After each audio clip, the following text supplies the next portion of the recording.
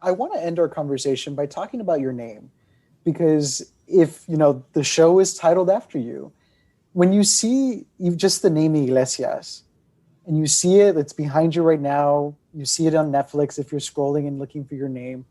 What is it like just seeing your name that way, and kind of reflecting on all that name has been able to give you?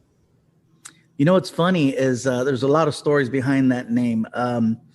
My last name is Iglesias. My dad's name is Jesus Iglesias. I'm Gabriel Jesus Iglesias. The spelling of the name, I'll tell you a quick story. It's Iglesias. That's the proper way of spelling it. But on my birth certificate, it's spelled Iglecias.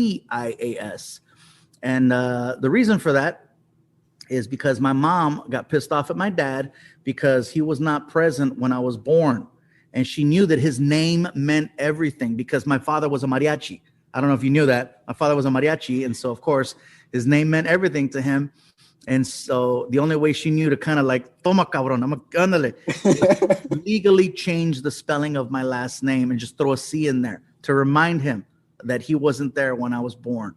And so because my dad wasn't at the hospital the day I was born, I have suffered because of that.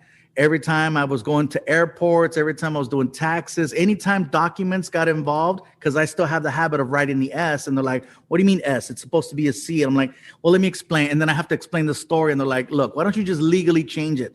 And I finally got to the point where I was going to legally change it, but my mom was the one that made it a C. And so it's kind of like one of those, well, it makes me think of my mom. So it's kind of like, all right, I'll keep it. But yeah, because my mom got pissed at my dad, oh man, everything, all the documents. There's been so much. I missed several flights because the TSA agents at the gate said, no, the spelling, the real anal ones that are like, no, every single dot and T.